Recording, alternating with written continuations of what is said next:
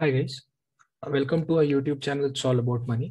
आज के इस वीडियो में हम लोग जिस स्टॉक का या जिस सेक्टर का टेक्निकल एनालिसिस करने वाले हैं उसका नाम है निफ्टी रियल्टी।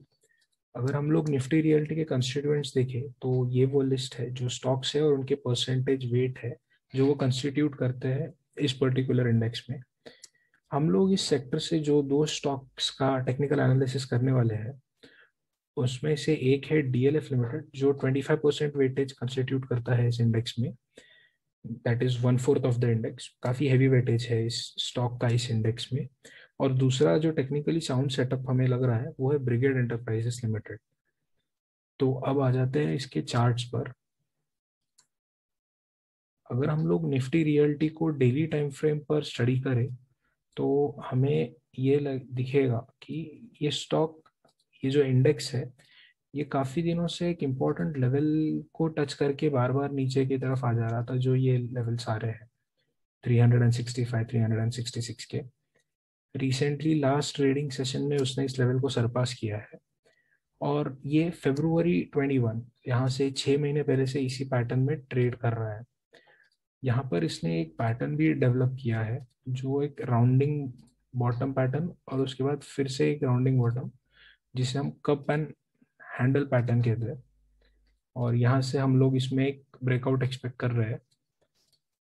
ये पैटर्न इस तरीके से बन रहा है और यहाँ से अगर हम लोग इसके एक महीने के ड्यूरेशन में देखें तो जैसे ही ये स्टॉक, इसका एक रिसेंट जो हाई था जो इसने जनवरी में अटेम्प्ट किया था, वो एक बार वो सरपास कर लेता है, वो निकाल लेता है, तो हमारे लिए इसमें काफी ऊपर के लेवल्स अनलॉक हो जाएंगे जो ये बनते हैं। जैसे ही ये स्टॉक 300 एंड, ये जो लेवल है 376 380 का हम लोग कंसिडर कर लेते हैं, 380 को सरपास करता है तो इसमें हमारे लिए ये जो लेवल्स है जो आते हैं 449 450, ये लेवल्स अनलॉक हो जाते हैं आने वाले इस महीने के लिए। अब आ जाते हैं जो दो स्टॉक्स हमें देखने हैं डेली टाइम फ्रेम पर, उसमें से एक है डीएलएफ लिमिटेड का। डीएलएफ लिमिटेड को अगर हम लोग डेली टाइम फ्रेम पर देखें तो हम लोगों ने एक इंडिकेटर लगाया है जो है moving average, 44 day moving average. ये स्टॉक 44 डे मूविंग एवरेज पे ही सपोर्ट ले रहा था इतने दिनों से और एक डाउनवर्ड फॉलिंग चैनल पैटर्न में ट्रेड कर रहा था, जिससे इसका ब्रेकआउट भी आया है और 44 डे मूविंग एवरेज से भी एक ब्रेक उसने रिट्रेस किया है और ब्रेकआउट दिया है। अगर इसी स्टॉक को हम लोग सप्लाई और डिमांड जोन से देखें तो ये जो लेवल्स है ये स्टॉक के लिए इंपॉर्टेंट लेवल्स बन रहे थे, क्योंकि यहाँ पर इंट्राडे में उसने अटेम्प्ट किया और क्रॉस नहीं कर पाया, और यहाँ पर पहले दिन अटेम्प्ट किया वही ट्रेंड लाइन से, अगले दिन ओपन भी उसी ट्रेंड लाइन को टच करके नीचे आ गया। तो यहाँ से काफी स्ट्रॉन्ग रिजेक्शन आ रहे हैं इस सप्लाई जोन से, और यहाँ पर हम लोग एक डिमांड जोन अगर ड्रॉ करें तो डिमांड जोन कुछ इस तरीके से आ रहा है। तो इस स्टॉक में ये काफी इंपॉर्टेंट लेवल्स बन जाएंगे सप्लाई और डिमांड जोन के एंगल से। इसी को अगर हम लोग मंथली टाइम फ्रेम पर एनालाइज करें तो मंथली टाइम फ्रेम पर इस स्टॉक ने अपने एक बहुत ही अच्छे खासे रेजिस्टेंस के ऊपर क्लोजिंग दे चुकी है, जो कि आ रहा था 288। काफी बार यहाँ से ये स्टॉक नीचे आ चुका था। इस बार ये स्टॉक ने अटेम्प्ट भी किया, फिर से रिट्रेस किया और अभी वापस से एक ब्रेकआउट दे चुका है।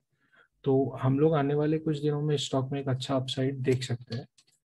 अब हम लोग दूसरा जो स्टॉक टेक्निकली एनालाइज करेंगे वो है ब्रिगेड एंटरप्राइजेस, जो कि 5% कंस्टिट्यूएंट करता है इस निफ्टी रियल्टी का।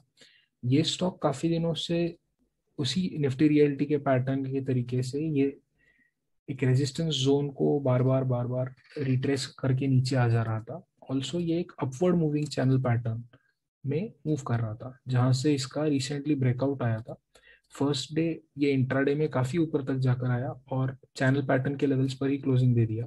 अगले दिन एग्जैक्टली चैनल पैटर्न से इसने एक अपवर्ड मूव दिया, 3.4% ऊपर क्लोजिंग दी है। अगर वॉल्यूम्स देखें तो पिछले 3-4 दिनों से इसमें काफी अच्छे वॉल्यूम्स हो रहे हैं, जो कि एवरेज वॉल्यूम से काफी ऊपर है। जो एवरेज वॉल्यूम है वो 537,000 है और लास्ट रिसेंट वॉल्यूम्स जो थे 1.12 मिलियंस थे। इसी को हम लोग मंथली पे अगर देखें तो मंथली टाइम फ्रेम पर ये स्टॉक एक काफी इंपॉर्टेंट लेवल रीच कर रहा है, जो है ये इसका ऑल टाइम हाई। जो आता है 325 के लेवल्स के अराउंड। ऑल्सो यहाँ पर एक पैटर्न बनता है जो ये स्टॉक इस बार ब्रेकआउट दे चुका है और होपफुली उसी में आगे भी ब्रेकआउट कंटिन्यू करेगा। वो है अपवर्ड मूविंग चैनल पैटर्न। जहां पर इसने ब्रेकआउट दिया, यही रेजिस्टेंस से यहाँ पर उसने रेजिस्टेंस लिया, नीचे आया, फिर से इसी पैटर्न को रिट्रेस करके एक अपवर्ड मूवमेंट रिस्टार्ट किया है। तो इस आने वाले महीने में हम ये सेक्टर में और इन दो स्टॉक्स में एक अच्छा मूवमेंट एक्सपेक्ट कर सकते हैं। That's it guys.